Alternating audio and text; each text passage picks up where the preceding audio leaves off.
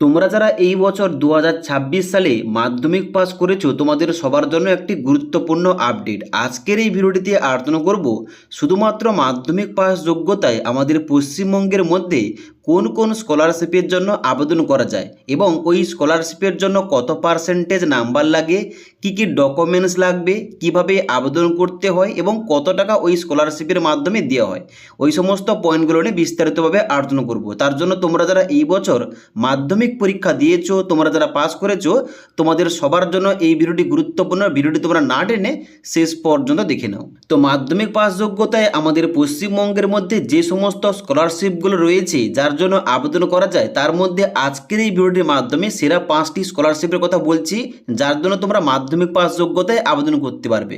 তো 1 নম্বর কি রয়েছে? 1 নম্বর রয়েছে Swami Vivekananda merit cum means scholarship, মানে SBMCM।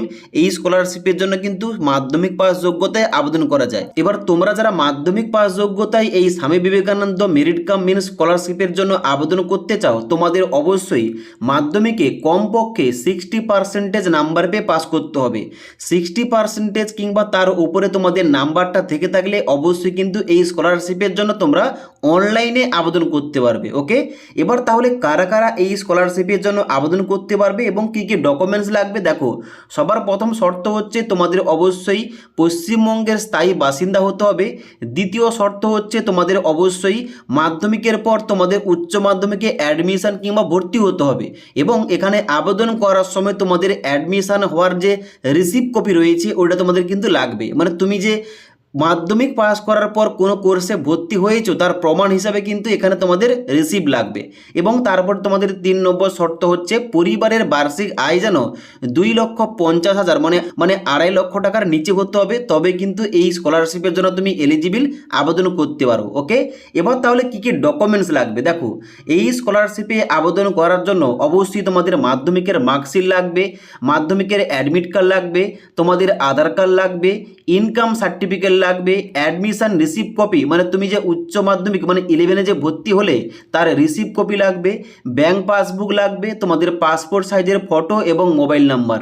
এই সমস্ত যাবতীয় তোমাদের ডকুমেন্টসগুলো কিন্তু আগে থেকে রেডি রাখতে হবে, তোমাদের সমস্ত ডকুমেন্টস যেন নির্ভুল থাকে। ওকে, এখানে কিন্তু আবেদন শুরু হলে তোমাদের অবশ্যই এই টপিকে ভিডিও দেবো তোমাদের কী হবে এখানে এই স্কলারশিপের জন্য আবেদন করতে হবে। যদি তোমরা এই সমস্ত টপিকে ভিডিও চাও নিচে কিন্তু অবশ্যই আমাকে কমেন্ট করতে পারো। এবার তাহলে এই স্বামী বিবেকানন্দ স্কলারশিপের জন্য কত টাকা দেওয়া হয় দেখো। এখানে কিন্তু কোর্স অনুযায়ী স্কলারশিপের অ্যামাউন্টটা আলাদা আলাদা হয়ে থাকে। যেমন তুমি মাধ্যমিক দেওয়ার পর যখন তুমি 11-এ ভর্তি হয়ে এই স্কলারশিপের জন্য আবেদন করবে, তোমাদের কিন্তু এই 1 বছরে তোমাদের 12,000 টাকা দেওয়া হবে, মানে তোমাদের প্রতি মাসে 1,000 টাকা, অর্থাৎ তোমাদের 12,000 টাকা দেওয়া হবে। এবার দ্বিতীয় নম্বর স্কলারশিপ হচ্ছে এখানে ঐক্যশ্রী স্কলারশিপ। এবার এই Aikyashree scholarship West Bengal minority development and finance corporation এর তরফ থেকে চালু করা হয়েছে এবং এখান থেকে তোমাদের কিন্তু টাকাটা দেওয়া হয়। এবং এখানে কিন্তু এই যে স্কলারশিপটা এটা কিন্তু সংখ্যালঘু সম্প্রদায়ের ছাত্রছাত্রীদের পড়াশোনার আর্থিক সহায়তা করার জন্য কিন্তু চালু করা হয়েছে। এই স্কলারশিপে আবেদন করার জন্য মাধ্যমিকে মিনিমাম তোমাদের 50% কিংবা 50% নাম্বার পেয়ে পাস করতে হবে, তবে কিন্তু এখানে তোমরা আবেদন করতে পারবে। এবং তার জন্য এখানে কিন্তু তোমাদের টোটাল 3টি শর্ত রয়েছে। অবশ্যই তোমাদের পশ্চিমবঙ্গের স্থায়ী বাসিন্দা হতে হবে, বার্ষিক তোমাদের ফ্যামিলি ইনকাম 2 লক্ষ টাকা কিংবা তার নিচে হতে হবে এবং তার সঙ্গে সঙ্গে তোমাদের সংখ্যালঘু স্টুডেন্টস হতে হবে, তবে কিন্তু তোমরা এখানে আবেদন করতে পারবে। এবার এখানে যে সমস্ত স্কলারশিপগুলোর কথা বলছি প্রত্যেকটি স্কলারশিপের জন্য একই ডকুমেন্টস লাগবে, তাই বারবার কিন্তু এই কথাগুলো বলছি না। এবার এই ঐক্যশ্রী স্কলারশিপে আবেদন করলে মাধ্যমিক পাস করার পর এখানে কিন্তু 7 থেকে 12,000 টাকা পাওয়া যায়। যারা তোমরা ইউজি মানে আন্ডার গ্র্যাজুয়েট এবং পোস্ট গ্র্যাজুয়েট কোর্সে অ্যাডমিশন নেবে এবং এই স্কলারশিপের জন্য আবেদন করবে, তোমাদের 9,000 থেকে 33,000 টাকা পর্যন্ত তোমরা কিন্তু বছরে পেয়ে যাবে। এবং তার সঙ্গে সঙ্গে অন্যান্য টেকনিক্যাল এবং প্রফেশনাল কোর্স রয়েছে যেখানে কিন্তু এই স্কলারশিপের জন্য আবেদন করা যায়। এবার পরবর্তী 3 নম্বর স্কলারশিপটা হচ্ছে ওএসসি স্কলারশিপ, মানে যেটা কিন্তু আমরা বলে থাকি SC ST OBC স্কলারশিপ। এটা কিন্তু শুধুমাত্র পশ্চিমবঙ্গের SC ST এবং OBC ক্যাটাগরি ছাত্রছাত্রীদের জন্য। এবার পরবর্তী স্কলারশিপটা রয়েছে NSP স্কলারশিপ, মানে ন্যাশনাল স্কলারশিপ পোর্টাল।